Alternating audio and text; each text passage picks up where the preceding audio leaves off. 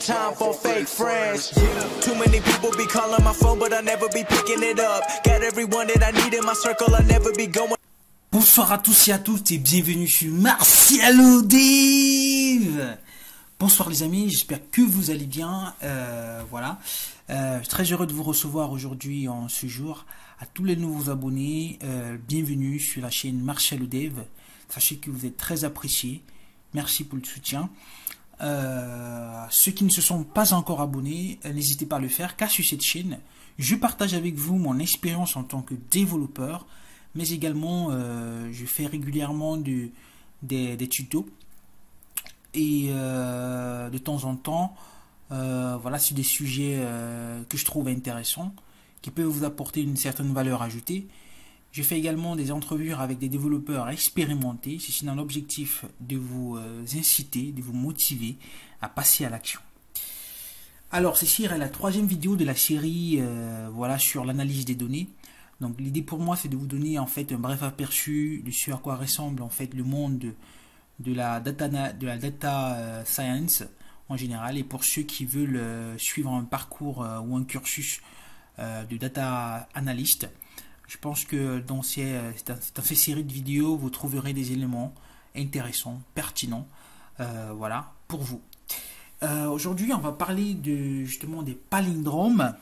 On va parler des palindromes aujourd'hui. Mais avant tout, sachez que le code il est disponible sur mon profil GitHub et téléchargeable gratuitement. Voilà. Donc rapidement, je vais d'abord aller ouvrir.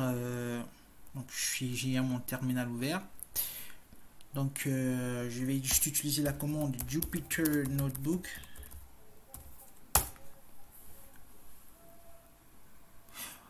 Voilà, je tiens à rappeler à tous les nouveaux que si vous n'avez pas des bases en Python, je pense que ce sera un peu difficile pour vous de vous retrouver.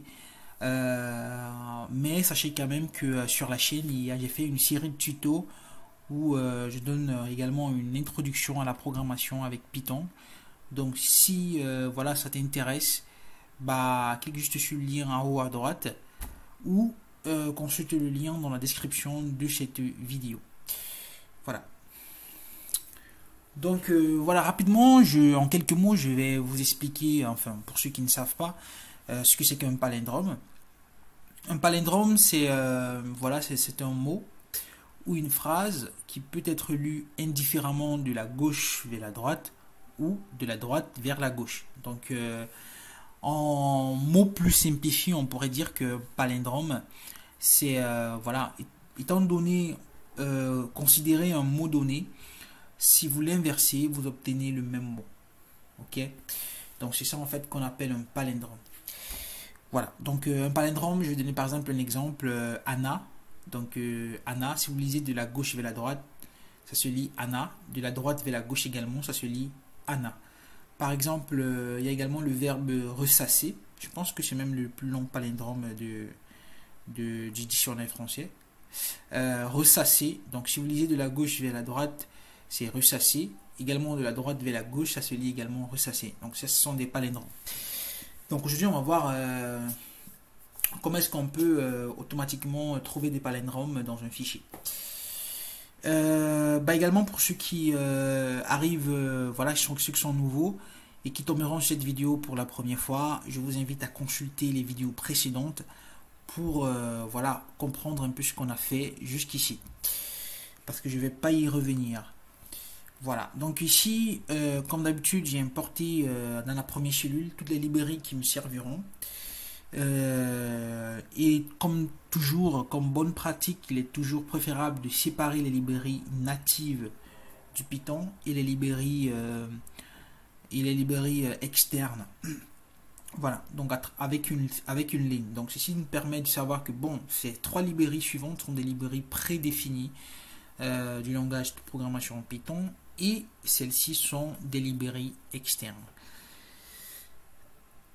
Voilà, par la suite, donc je vais exécuter cette cellule, on va pas perdre de temps, je vais exécuter celle-ci également. Écoutez, ça c'est du code qu'on a fait la dernière fois. Attention, ici c'est français.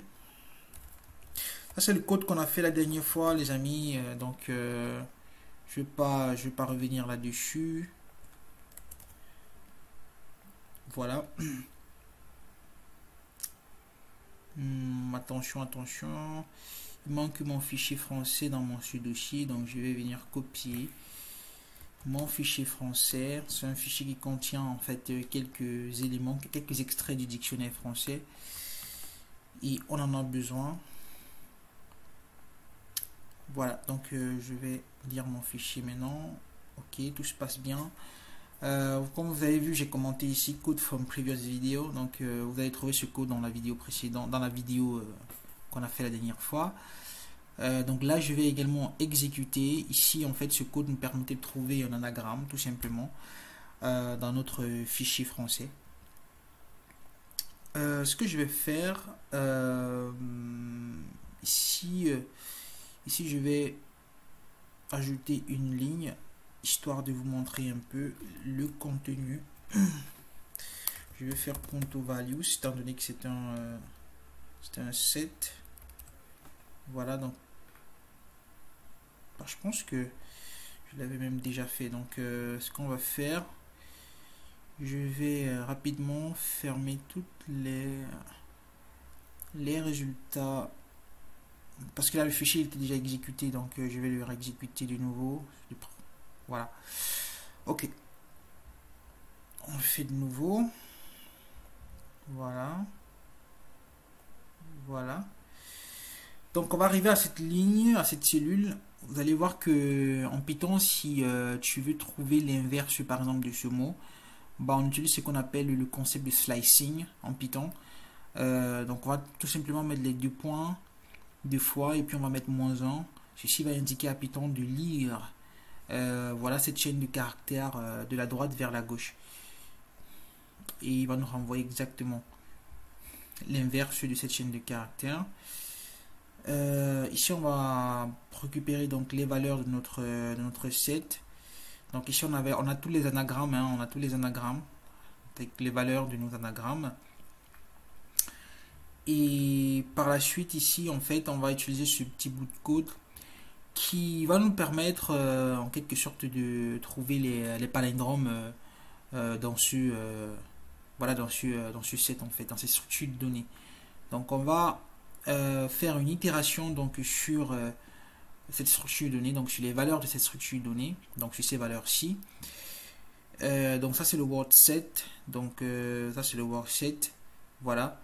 Et puis par la suite je vais faire je vais itérer sur chaque mot du word set. Et ici en fait on va utiliser considérer des paires par exemple. Donc et on va éviter, on va faire attention, on va essayer d'éviter des doublons.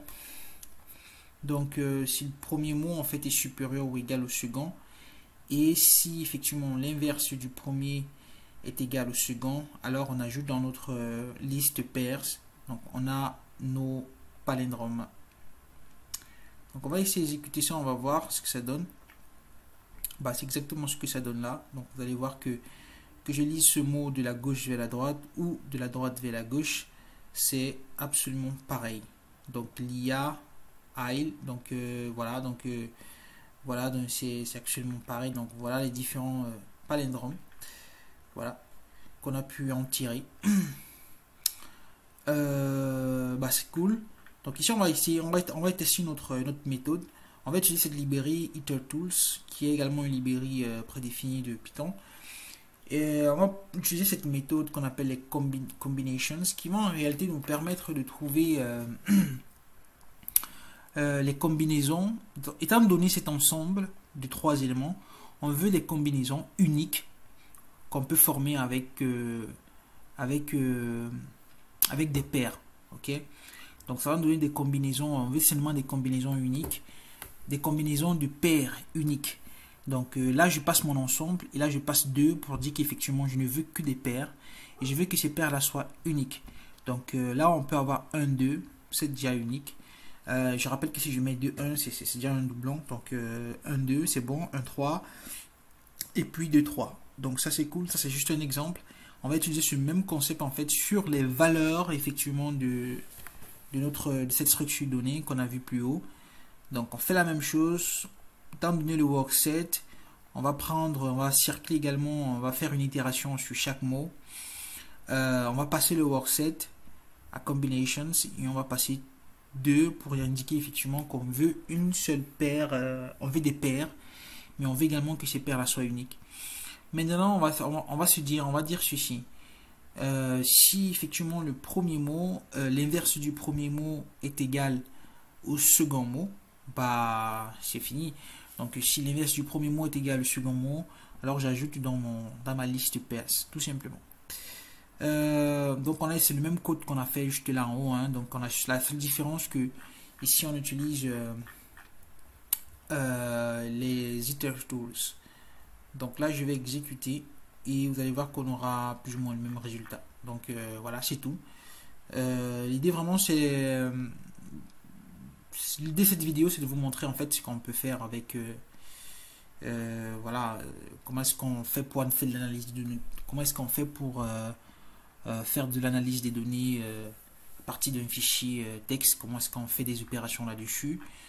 C'est vraiment l'introduction, hein. Donc jusqu'ici on n'a pas encore utilisé Pandas, on n'a pas encore utilisé NumPy, et je pense que ce sera le sujet des prochaines vidéos. Je pense que là on a fait vraiment une bonne introduction, histoire de vous montrer un peu à quoi ressemble en fait le monde de l'analyse des données. Donc c'est en fait une histoire de savoir manipuler des données, savoir lire des fichiers, savoir lire des données à partir d'un fichier, les manipuler et voilà, et en tirer de ça des éléments pertinents. Bah c'est tout pour cette vidéo. Cette vidéo vous a plu, alors n'hésitez pas à me laisser un petit like, c'est toujours très apprécié.